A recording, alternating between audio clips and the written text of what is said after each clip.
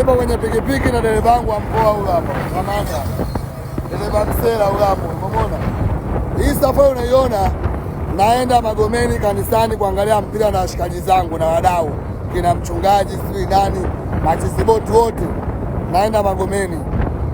Kwa hiyo Magomeni tunaenda kuangalia mechi yetu sisi na Mlandege.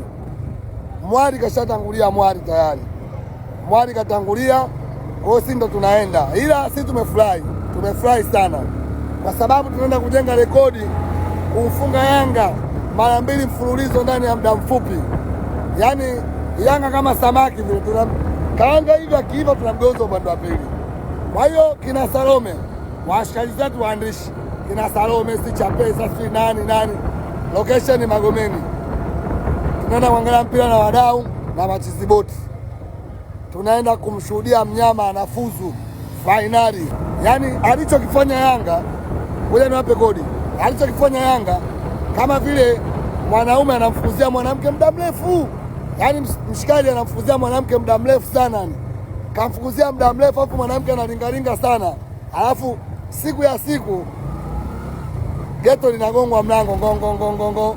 Unafungua mwanamke huyo hapa kafika. Ndio Yanga alichokifanya.